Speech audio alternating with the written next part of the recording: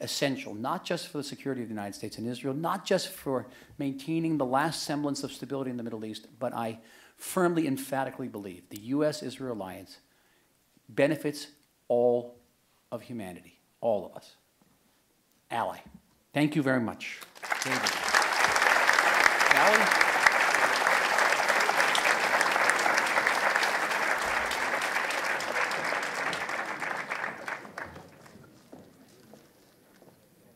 Thank you very much indeed, Dr. Oren. Please take a seat and catch your breath for a moment. We hear your passion, your commitment, and your concern.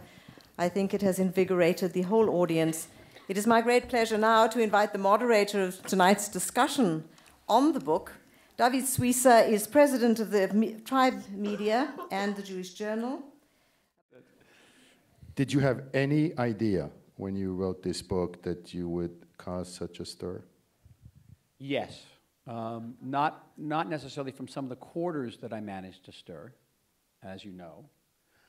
We have a wonderful fellow. We have a common friend, Yossi Klein-Levy, a wonderful author. If you haven't read, I hawk his book. Let's hawk his book. Like Dreamers. And we were walking along. We were in Jerusalem about 2 or 3 weeks ago, and Yossi asked me, "Are you ready for this? You have any idea? Have you girded yourself for what's coming?" And I said yes, but I think it's very abstract. The attacks on the book haven't been about the book. They've been about me. And I don't want to go through the litany of some of the things I've been called. But in a way, it's encouraging, and maybe in a type of counterintuitive, crazy Jewish way. It's encouraging because no one will take the book on its merits. It's easy to try to disparage me and try to delegitimize the book, and I certainly deal a lot with delegitimization of Israel in the world.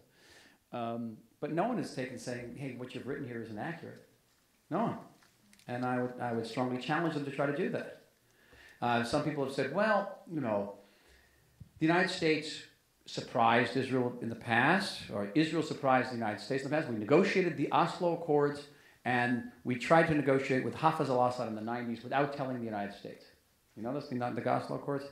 I said, yeah, but those two examples are about 6, 7 years apart, and both of them are about issues that were in accord with American policy, making peace. In June of 2009, the president goes to Cairo. Remember this? Skips over Israel, gives a speech that's twice as long as the first inaugural address, gives a whole series of policy pronouncements from unprecedented American support for the Palestinian cause, settlement freeze, Jerusalem settlement, Jerusalem neighborhood freeze, reconciling with Iran's right to peaceful nuclear energy. This is a country that's trying to destroy us. All this was done without telling us. Without telling us. Now, tell me that that wasn't departure from policy. It was. Let's talk about daylight. I want to read you something I saw in the Washington Post. It's from Philip Gordon, and he says, the problem with the book is that Oren's main argument is a caricature bolstered by exaggerations and distortions that will probably contribute to the deterioration of the very relationship the author purports to cherish. So regarding daylight, here's what he says. Let's just take a few examples. Dwight Eisenhower slammed Israel for the 1956 Suez operation and forced it into a humiliating retreat. Gerald Ford froze armed deliveries and announced a reassessment of the relationship as a way of pressing Israel to withdraw from the Sinai. Jimmy Carter clashed repeatedly with Prime Minister Begin before, during, and after the 1978 Camp David summit.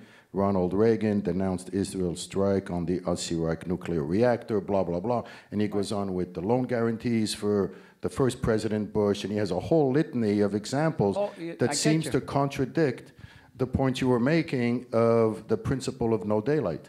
So what he gave was 4, I could give those 4 or 5 similar examples. Find me many more.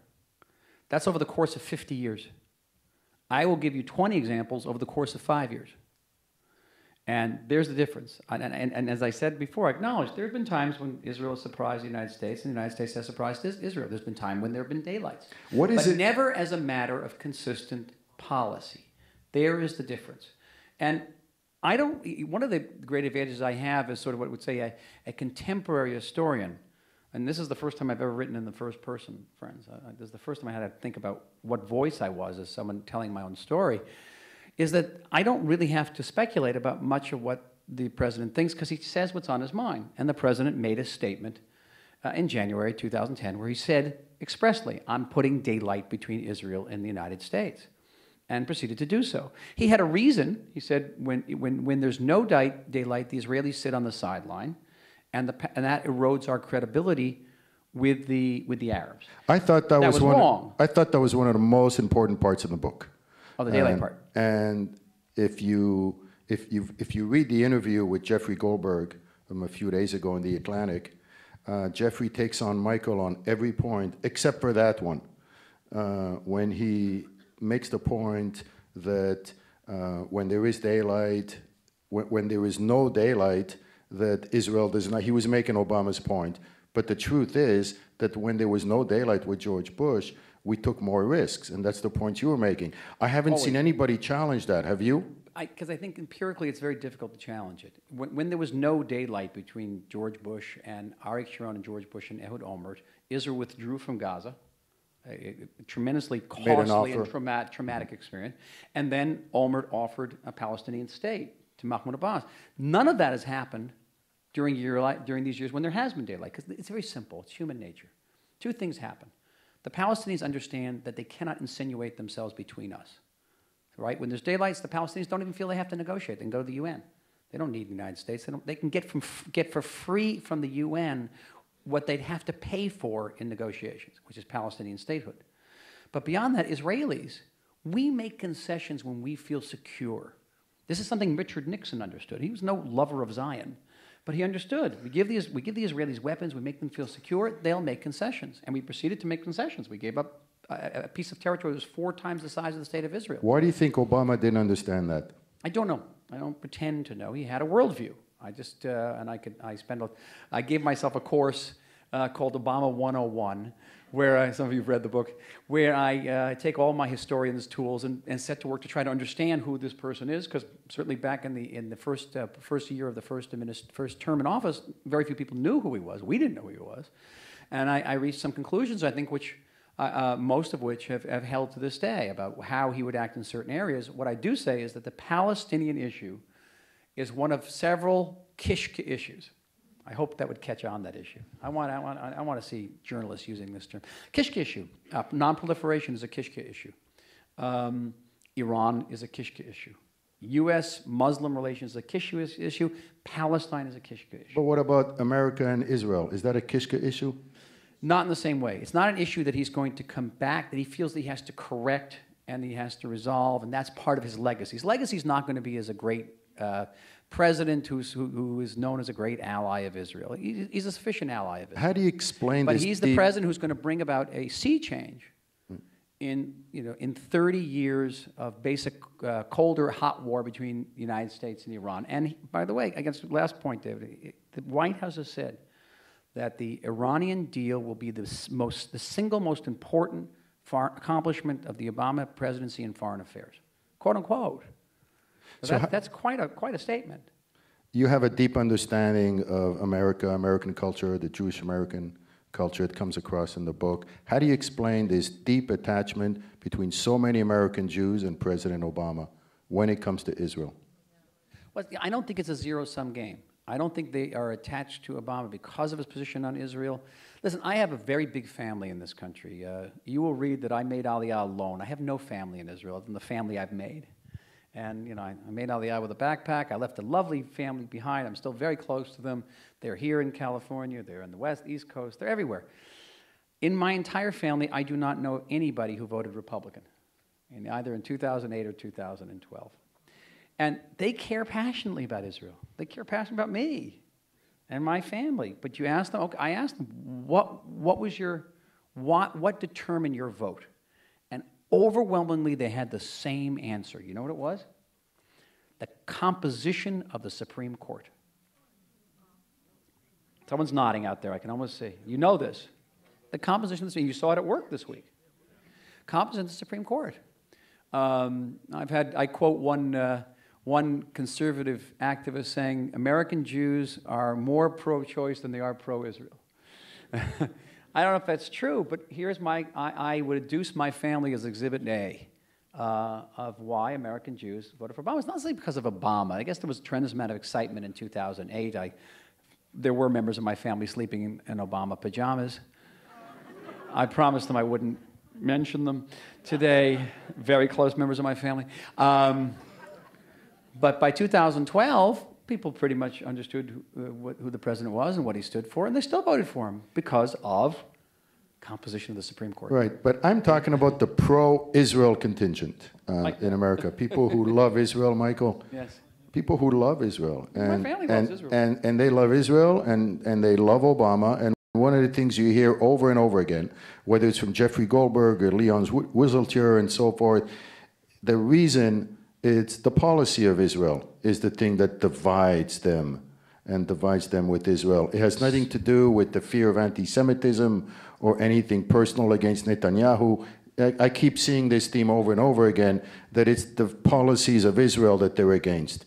Let's understand something. I don't want to create the impression that the president had a monopoly over making mistakes, even policy decision mistakes. We made mistakes. I made mistakes.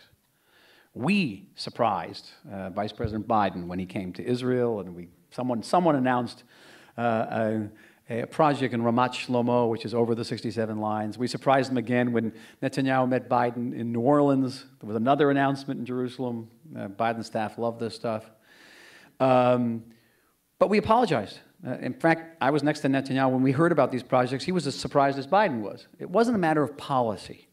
The only big policy decision that was a surprise, I don't think it was meant to be a surprise, was Netanyahu's speech to Congress last March, which I, as already in politics and not a member of the Prime Minister's party, I took exception to it.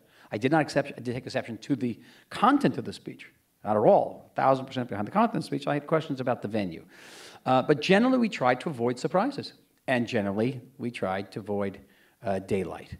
Now, I don't know if that's the question you're asking. You're asking, certainly we have policies that are not supported by a large share of the American Jewish population. I'm not going to say the majority, but a large segment are not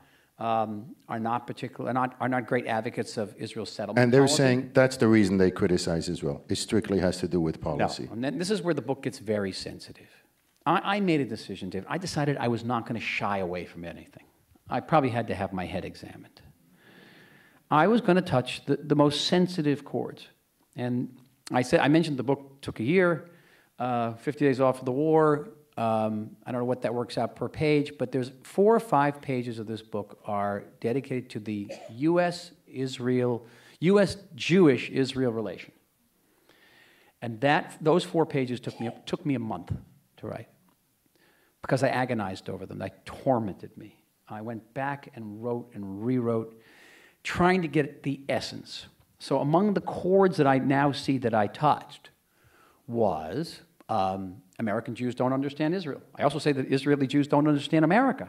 You go to an Israeli Jew and you say Selma, okay? They think you're talking about his cousin in Long Island, right? Selma is a profoundly loaded term for American Jewry. It relates to maybe the pinnacle of the American Jewish experience when American Jews joined with African Americans fought for civil rights. It means nothing for Israeli. How many American Jews understand what we've gone through in the last 15 years? Withdrawing from southern Lebanon, withdrawing from Gaza, and being hit by thousands and thousands of rockets. Really what it means. When I'm writing this book, I got to stop and run into a bomb shelter all the time. What does that mean? Can you internalize that? So I touched that, but then I went even deeper. I talked about American Jewish journalists. Oh my God, this was like... So I acknowledge an obvious fact. Jews are misrepresented in the disproportionately represented in the American Jewish media. Open up any newspaper, open up any op-ed page. It's a bunch of Jews yelling at each other. Some shpucha around a table. And there's the old anti-Semitic canard that since the Jews control the media is pro-Israel. Well, we may be misrepresented or disproportionately represented in the media, but that doesn't make the media pro-Israel. And in fact, there are American Jewish journalists who say, point at the fact, I'm Jewish, therefore I can criticize the Jewish state. You know, you all know people like this. I'm not going to mention names.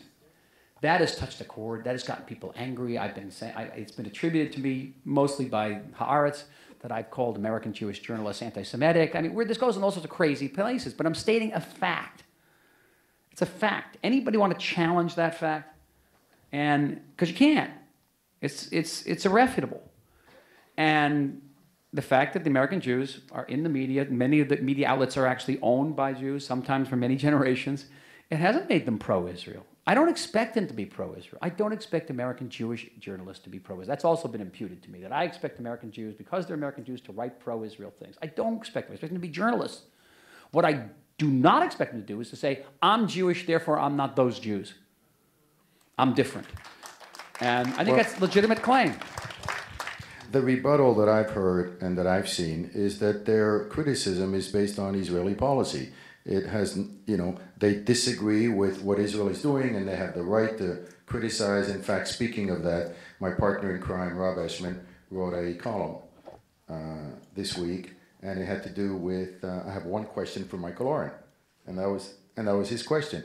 And he notices that in the book, you take on Obama, but you don't really take on Bibi. And one of the things that he finds missing in the book is that Bibi is always on the defensive, and at no point do you feel like he's taking the initiative. So I have two questions. One, do you agree with that assessment, that Bibi's was mostly on the defensive? And two, did you have any moments, any sort of, intimate moments with Prime Minister Netanyahu where you challenged him? I almost wish I want to be able to read, and I can't go look for it. But there's a section here where I talk about identifying with the pain of American Jews who are tormented by our settlement policy. I understand it very, very well, and I think that maybe Rob missed that part. It's a whole paragraph, and it's long for me, and. So I'm going to have to disagree with him there. It's there in the book, and it was part of that 4 pages over which I racked my soul. And then I talk about the mistakes that the Prime Minister made, but more than that, I talk about the policy debate that goes on behind the scenes to answer the question, how do we best cope with this phenomenon known as Barack Obama? Because it's something different, something we have not known, certainly since the middle Reagan years. It's also the problem with Phil Gordon's history, because things change. The Israeli U.S.-Israel alliance is not static. It's very dynamic. And since '85, all of his examples are before '85. Notice. Mm-hmm. P.S. We have had no daylight and no surprises. And so the debate goes something like this. I say to the Prime Minister, I think we should adopt a policy of rope-a-dope. Remember those of us of a certain age who remember Muhammad Ali had this plan of holding up his gloves in front of his face, take the punches, roll with the punches, but when we have to dig our heels in on an issue like Iran, we can dig our issues in, we can dig our heel in. But there were others around the Prime Minister who had a different idea. Their approach was more like Giuliani's broken window theory, that if you don't take a strong stand on the broken window, you're going to get larger crime. So their feeling was if you didn't stick up to Obama on the small stuff, he would sort of steamroll you on the big stuff. And we had a genuine policy debate. Now, sometimes I prevailed. Netanyahu did, I don't take credit for this, but Netanyahu did become the first leader of Likud to embrace the two-state solution. He did become the first Israeli prime minister ever to effect a total freeze of building in the West Bank. And you were against that, but you went along with it. I was ambivalent about it. Because it was establishing a bad precedent of having to sell I didn't want to create a precedent. I was concerned that we create a precedent of paying the Palestinians to negotiate. Right. But I would also say, I say that I was up against a choice, a difficult choice. Do we create a bad precedent with the Palestinians, or would we get into a frontal collision with the President of the United States? But your preference... So the moratorium for me was the lesser of two evils. Right. But I want to say that in the times when the Prime Minister took my advice and said rope-a-dope, he didn't get a lot of credit for it from the administration. Listen, I'll give you the worst example of all. September 2012. There was a tremendous amount of talk about whether Israel was going to strike Iran preemptively. Tremendous tension. We're approaching the U.S. presidential election. Will Israel strike Iran before the presidential election? An attempt to, make the president look bad. You remember this whole discussion. And I get called to the Prime Minister's house in Jerusalem. I fly there from Washington, and he's busy making a drawing as I walk. I'll never forget this. Drawing of a bomb, a little fuse with a red line. And we sat and we did this. We go back to the suite at the hotel. There's a call from the president waiting for him there. Thank you. Thank you, my friend. You've given me time and space to work out a negotiated agreement. 2 years later, sources in the White House, and I can say this in this museum, 2 years later, sources in the White House are citing Netanyahu's bomb speech and calling him chicken shit. I spent 12 hours on Israeli television trying to find a translation for the word chicken shit into Hebrew. It doesn't work. Hebrew doesn't go together. But you talk about not getting credit for something. Right. We went out in line. So most of the book, here Rob is right. At the end of the day, we're a tiny country. The United States is a superpower. And most of the book deals with the question, how do we cope? What is the answer to this? What I found the most poignant thing in the book was how you had a near obsession with nurturing and maintaining the strong relationship with America. It was something that animated you fiercely. And you had some differences with the prime minister on that. You were more the rope-a-dope, and he was more sort of tough, I guess is the word. And now what's happened in the past few weeks since the book came out, this relationship that you value so much, it seems that it's made things worse. Does that give you any sort of ambivalence or how do you react to that? This relationship that you value so much, and maybe the reaction to the book, and especially to the 3 op-eds that were written. I think I certainly didn't make things better with Phil Gordon and Martin Indyk. But my indications of what I'm hearing from Washington are very different. That it's about time someone wrote this book. And I'm hearing this from an interesting quarters. And that this book is giving people who have been discomfited by the situation, across the political spectrum, by the way, a chance to, first of all, re-engage with some of these crucial issues, to pull back from a certain brink. And for those people who are very concerned about the bad deal that is transpiring in Europe, I'm not sure the Iranians are going to sign it. It strengthens their position. Because I think if you read the book is very nuanced, it's very balanced. I bet what you haven't cited is all the criticism I've gotten from the right, because I'm too good to the president. I'm too good to Hillary Clinton. I get a lot of that every day. You should see my emails, what they look like.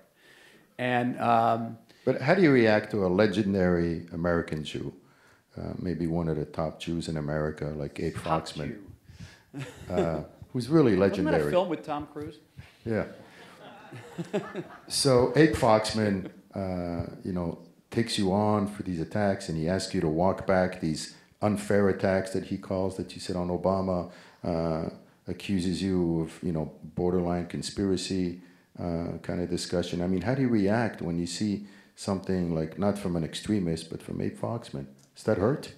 Yeah, but not in the way you'd think.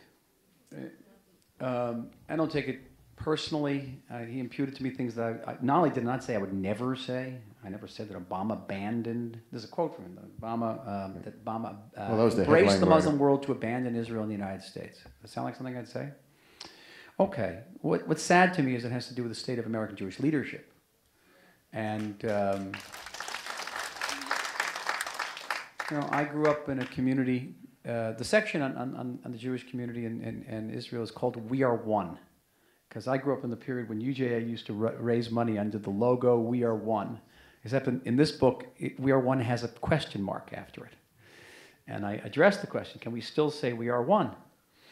And one of the facets, one of the components that enabled us in the 60s and the 70s to say we are one is because we had leadership, and a very strong leadership that was recognized as sort of being a general Jewish leadership, and that has been lost. I mean, you have some very great leadership in this institution, you really do, and they're national leaders, and I deeply appreciate them.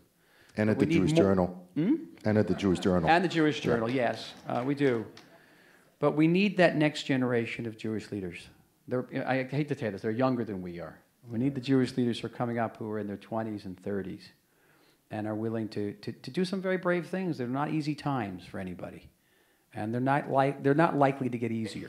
So we need brave souls, spirited souls, people who are deeply rooted in their Jewish identity, who care about Jewish peoplehood, and operate out of a deep sense of Jewish morality. That's what we need. Now, one thing I noticed is the 3 op-eds you wrote were, I don't think they did justice to the book. The book was so nuanced and so deep, and it was so rich, and I guess that's the nature of the beast when you only have 700 words. But when you look back and you see that so much of the animosity and division and that happened regarding the book came from those 3 op-eds. And do you, if you had to do it again, would you do anything differently? I'd probably try to influence some of the titles that were given to them, which I don't give them. You know, in op-ed writing, you don't get to give the titles. And some of the titles that given were not substantiated by what was in the op-ed. At the Jewish Journal, we would have worked with you you that. On the But, headline. I give you one op-ed. I actually say some of the things that the president has done, and I talk about abandoning principles but not abandoning Israel. Those nuances are lost. It's true in 700 words. You don't have much. And then the whole idea of the 2 Muslim fathers, which seemed to strike a... Which is in the... By the way, the book is storm. 4 times tougher than those op-eds are. 4 times tougher. And the op-eds reflect. It's letting my readers, it's signaling my readers that I'm about to publish a tough book. And brace yourself. And I'm not going to hold back on sensitive issues. I was taken aback by the whole thing about the Muslim fathers, because that's, first of all, a standard question that anybody in my position would have to ask. To what degree did a policymaker's family connections influence his policies? And what was even stranger still was that the president talked about those family ties all the time. He wrote a book about them. I don't know why my mentioning them becomes so controversial. Moreover, I use the exact same methodology in analyzing Netanyahu. I talk about his relationship with his father. Right. Anybody who wants to understand me, understand my relationship with my father. So, right there. What I find fascinating, though, is that just a couple of months ago, you were one of the most beloved, unifying Jews in America. Everywhere you went, everybody loved Michael Oren. Left, center, right. You had this incredible unifying force, and you've taken at great personal risk. You've written a book which has incredible candor. I've rarely read a book of the memoir genre that has such candor in it. And as I was reading it, I was saying, this guy's not calculating what he's saying. I don't think he's really too worried about his career or his political future or burning bridges with anybody. I really just felt you were saying what was on your mind, and you're paying a price for it. Committing suicide is what you're telling me. But you're paying a price because it's so rare. If there was any American Jew, there was anybody in our community that you felt would not be attacked, it would be you. And yet, how does that feel? Does that hurt? How do you react to that? I'm going to take the Hillelian fifth, okay? Im enanimi mili im lo akshav ematai. But I'll put a paraphrase on it. I wish you had a word for dafka in English. Oi. It's dafka because I was that unifying figure. It's dafka because I'm a moderate. It's dafka because I'm a member of a centrist party. I'm not a leftist, I'm not a rightist. It's dafka because I understand America and Israel and love these 2 countries. It's dafka because of all that only I could have written this book. And I hope that doesn't sound too arrogant or egotistical, but I just can't figure it. It gives it... This is not a time when Israel's survival is at stake. This is not about the time to think about how many people love me. Okay? So what you're saying is when the stakes are so incredibly high, it's not the time to think about political correctness or about etiquette. And yet, at the same time, there was a clear moment, and I was in Washington when Prime Minister Netanyahu made that famous speech in Congress, where he could have used the exact same argument you're using now. Could have. Where and in fact, he did. And the stakes are so high that I realize I'm ruffling a lot of feathers, including at the White House, but the stakes are so high that I have to do it. And yet, you still were against the speech. I was, but for very tactical political reasons. I didn't know whether it would force those who were against the treaty, the bad deal, to rally around the president. It was a purely diplomatic notion. It's the prime minister's right and duty to say what he did there. Said what he did. It could have been, there are aspects of it that could have been handled better, certainly. Let's talk about Iran. But Go ahead. Again, I want just the last point about this, I'm going to put a very fine point on this, and I urge you to accept my earnestness in saying it, is that if I hadn't written the book, I don't know if I could have lived with myself. We love you more. Thank you. That's okay. I didn't write it for your love or anybody's love. I wrote it just for the love of a country and the love of my people, and I think that comes. I hope that comes across in the book. Well, what I found moving was that your love for America as well. Sure. It opens with my love for America. Yeah, it's full of love. How can I not, how could I not have love? Look, it's a really poignant thing. I mean, you got two best friends that are really divided. And sometimes I ask myself, will we ever have, the mother of all divisions, where you have really a conflict of interest that's severe and strategic between America and Israel? So no matter how special the relationship is, do you ever foresee something that really threatens the relationship? Well, right now, I will always say, and state it today, that bipartisan support for Israel is a paramount strategic interest of Israel, that we should never become the monopoly of one party, that, chas v'shalom. But right now, we're at a juncture where maintaining that bipartisan support is very difficult. We have to choose between a bad deal with Iran that threatens our existence and bipartisan support, which is essential for our security. It's a very terrible choice. It's a terrible choice. Right. And you also mention in the book that the stakes are not as high for America. So here's an example. It's a big example of a major what's interesting, conflict. David, I've had a number of these conversations, public conversations, and there's one question that nobody ever asked me. So maybe you're going to ask me, and I don't want to... See, I get to ask a few questions, too. There are 2 chapters here about the Pollard case. Because I'm the last Israeli official, to my knowledge, who visited Pollard in prison. You don't want to do this. But why I mention Pollard now is because it goes to the heart of the question of dual loyalty. And this book, I take a different approach. I'm proud of my dual loyalty. I come out right out front and say, I have dual loyalty. Yeah. And I've made a decision about which loyalty is going to take precedence in terms of my, my political loyalty, my strategic loyalty, my nationality. I had to give up my American citizenship to do what I did, and that's how the book opens, with me giving up my American citizenship and how painful that is for me. But it's not going to make me less American I'm going to give up my love of football. I'm going to give up my love of American culture, American ideas. You can't take that away from me. You can't. I'm part of me. It's essential. But it's a recurring theme is dual loyalty. How do we be Americans and Jews and be part of the Jewish people and love Israel and serve Israel?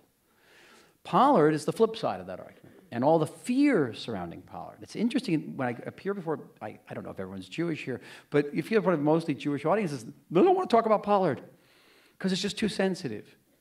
And I, again, made a decision that I was going to talk about Pollard in the deepest, again, most agonized way, because it was an experience that left me emotionally and physically broken. And I do hope that he can be released and come back to Israel. That's all. Yeah. What I found disappointing is how, at some point you mentioned it in the book, how Pollard became like a bargaining chip when they were talking about the potential expansion of the freeze. I want to push back a little bit on one thing you said about people are afraid to talk about Pollard. That might have been true 10 years ago, but the sentence has gone on for so long that he's gotten a lot more mainstream support in the past few years. But I want to ask a question on Iran. One of the things you've said a number of times is that you pushed for early publishing of the book so that it would have some influence on what's going on now with Iran. It's incredible that we're meeting tonight, a day that is right in the heart, down to the wire, and they're talking about extending it for a few days, which they are doing. Do you think the book is helping from what you're seeing? Is it? I think the book is, my hope is people actually read the book, not read what people have alleged it's in the book or imputed to me, and that it will start this discussion. Because a cardinal part of the whole discussion around Iran relates to trust. And the president has asked, over the course of the last 5.5 years, has asked something quite extraordinary from Israelis. He's saying, trust me, I've got your back. I'm not bluffing. These are quotes. All options are on the table. He's basically saying, trust me with the lives of your children and grandchildren. Nothing less. And so a record of what happened to that trust and how it was eroded becomes absolutely germane to the debate around Iran. There was an interesting piece by Michael Doran this morning in Mosaic where he says, Michael should have just come out and said, I got taken. That Me? Yeah, like Israel got taken, Bibi got taken, you got taken. Because if you look at the book, you really... So he's a former student of mine. I should have failed the guy. Right. Right. But I love he's brilliant. did you get taken in a way? But in a Well, way, you're saying it in a very polite way. Yeah. That the issue of trust, because, for so many years, Obama was saying, I've got your back, I'm not bluffing. And then you find out at the end of the book that, well, maybe he was bluffing. How did you take that personally? I didn't take it so bad personally because we had our intelligence estimates of what the United States was doing and what it wasn't going to do. And at a certain point, I talk about how, from our perspective, the United States government seemed to be more concerned about the possibility of an Israeli preemptive strike than it was about the Iranian nuclear program. Correct. And that's certainly what we felt. These weren't surprises. And also as a sovereign Jewish state, which has the duty and the right to defend itself and the capability to defend it. We don't have the capabilities of the United States, but we have the capabilities. Then we don't outsource our fundamental security to anybody, even somebody we very much trust. That was a decision made by Levi Eshkol in 1967. It was a decision made by Ben-Gurion in 1948. Had to make a very similar decision when the United States said, wait a minute, trust us, we'll have diplomacy. You ever said that? They didn't say that, we said that. All right, and it's not as if Israel hasn't been at this juncture before. We have not come back from 2,000 years of exile to forge this state in the most inhospitable area of the world in order to forfeit our right to defend ourselves. That's all. Now, if you were Obama relative to Iran, what would you do? I can't say that because Obama has a certain worldview about Iran. But if it was you, if you were now president of the United States and you were in charge of the negotiations, the I would say what would you do? When I made a statement going back, and again, I keep on going back to 2009, it's the year of creation. When I say that the window for diplomacy will not remain indefinitely open, I got to stick by that. And I got to close the window. He made a statement yesterday. The president said, I may walk away from this deal. It's not a good deal. Do the Iranians believe him? Do they have empirical basis for believing him? Because this has been said again and again, and they always come back. So if I had to deal with it. One of the challenges in the book was to deal with the fact that I tend to be I come across as rather prescient and clairvoyant. But I don't think it's rocket science. I've been saying for the last couple of months, if not longer, that the Iranians wouldn't sign on June 30th, even though I thought the book should come out now, because who knows, they could. Why? Because they have internalized that the longer they negotiate, the more concessions they get. Whereas it should be just the opposite. The longer they dither, the fewer centrifuges they should get. All right? It's just the opposite. Now, and how do you answer, Michael? Let's say you do walk away now. Can't they just walk over the finish line and complete the bomb? Well, then you have to have a credible military threat. That's what that is. Okay. What's the problem with the credible military threat? The credible military threat is a paradox. The more credible it is, the lesser the chance you'll have to use it. The more the Iranians believe it, by the way. By the way, if you have to use it, the earlier you use it, it's less dangerous than the later you have to use it. Because once the Iranian program goes underground, you got a problem. You got to carpet bomb all of Iran. Right now, they're very exposed in the enrichment process. But the Iranian leadership, they know they're paying a very high price for their nuclear program. Tens, if not hundreds of billions of dollars. But they believe that at the end of the day, they're going to have the thing. They have not realized, because there's no credible military threat, that at the end of the day, they're not going to get the thing. And that they're paying all this money for naught. Because if they think they're going to get a bomb, they're not, because they're going to get bombed. Right? And so, again, try to see it through Iranian eyes. Ehud Barak, I had the pleasure and often the honor of working with Ehud Barak as defense minister. And thank you. No, because I he's one of the few people, there's no word for positive reinforcement in Hebrew, so we use a Yiddish word, we use firgun. And I always say that leaving Ben Gurion Airport, there's a big sign with the word firgun written with a big red line through it, and a warning to people leaving the airport, warning you are entering a firgun-free zone. Ehud Barak knew how to give me firgun. He was very supportive of me. But Ehud Barak would always say in meetings with American officials, and I'm not going to imitate his accent, he has a very heavy accent, he says, the Iranians, they don't play checkers, they play chess. And they play multi-tiered chess. They're very smart. Well, you know, if I can make one comment about the book is full of delicious anecdotes, like Michael just said, including one moment when his wife Sally, they have a heart-to-heart. He's thinking about putting his hat in the ring to be ambassador, a lifelong dream. And then they go through all the possible negatives and the conflicts, blah, blah, blah. And then she looks at you and says, are you sure you want to expose yourself to all that? Well, what's the answer, Michael? You are certainly exposed. I'm exposed. Looking back, are you happy you did it? I will be happy when I'm back in my home. I have zero regrets here. My whole life, David, and I think you know this, has been about service. The easiest thing would have been to go back to Israel, make some money, take a vacation, and I felt I couldn't do it. I couldn't do it. You know, not when just to write the book, and then I went into politics. You really got to have your head examined. You know, when I first met you, you were a scholar. I met you at Shalem 10-some years ago. And those were the days. And I had this vision of you, you know, spending hundreds and hundreds of hours alone with boxes of archives going through, because you were writing these very, very, you know, heavy books. And then all of a sudden, when you got nominated ambassador, I'm saying his whole life is going to change. Here you go from being a scholar who spends hundreds of hours with archives to being a completely open, exposed diplomat who's got to buy a lot of suits and just be public 24/7. How was that from a personal standpoint? It's something I deal with, and it's one of the more difficult transformations. I had some dry runs. I very frequently during my life went from being a civilian to a soldier. And being an ambassador, you put on a uniform. It's not green, it's kind of blue. But it's a uniform, and you give up your ideas in favor of positions. And they're not your positions, they're the positions of a government. And by the way, that's true of people across the aisle on the United States side. We'd be at 2 o'clock in the morning in the White House screaming at each other. But in many ways, I had more in common with the person screaming at me across the table than I had with people outside the White House. Because they made the same decision. They gave up their sleep.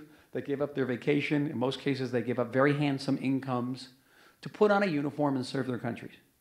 And whenever I meet young people, there must be some young people out there, I always say if you want a life that is very tough life, that has no vacations, that you're going to kiss your family goodbye, but it's going to be inestimably rewarding, think about a life of service.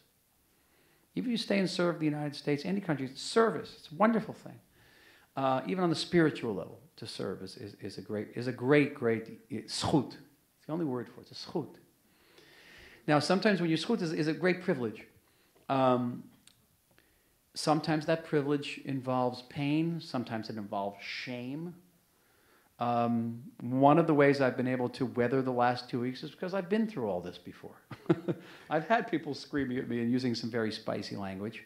I've been grilled in the national media. I have a section where I talk about my involvement with the 60 Minutes attempt to defame the state of Israel as an anti-Christian country. Tough stuff. You're going to read just how tough it was to be ambassador. It's a good dry run for these 2 weeks. Do you feel that there's a concerted attack against you? I noticed in your interview with Martin Indyk, your debate with Martin Indyk the other day on television, you quoted him when he was using a phrase like you're putting oil on the fire. Yeah, it's messaging. Said, yeah. They're very good at messaging. Messaging, right. And I said he'd been briefed. He said he wasn't briefed. And I said, of course you've been briefed. You didn't choose those words randomly. I encountered these words when Dan Shapiro, the ambassador, first called me. He used that term. It's not by accident. Your thin has gotten thicker? Your skin has gotten thicker? I don't think I have skin anymore. Okay, listen, I was interviewed. There's a wonderful journalist in Israel named Yoaz Hendel, who is a favorite of so many people, a former commander in the Navy SEALs. And he was interviewing me in Hebrew the other day, and he says, you know, Michael, you sound a lot like Don Quixote. And I broke out laughing because in the autobiographical part of the book, I talk about playing Don Quixote in Man of La Mancha in my high school play. And I ask myself all the time, have I ever gotten out of that role? Now, mind you, our windmills are a little bit more serious. But and it's a criticism I have of myself. Maybe I have this Don Quixote complex, perhaps. But when you're a scholar, you search for the truth at all times, right? And all of a sudden, you're a diplomat. There's a part in your book where you quote a British writer who says, when I'm a diplomat, I lie for my country. Yeah, it's Henry, 17th century English diplomat. Says a diplomat, an ambassador is a man of virtue who is sent abroad to lie for his country. And I correct him. I said, he's wrong. An ambassador is a man of virtue who is sent abroad to lie for two countries. Two countries. And that must then be I tough talk for a about the scholar. deep physical and emotional price I paid to always come out with the same message. There's no daylight. Because I was so terrified of the ramifications of daylight. Because our enemies are going to hear that, and they're going to exploit it.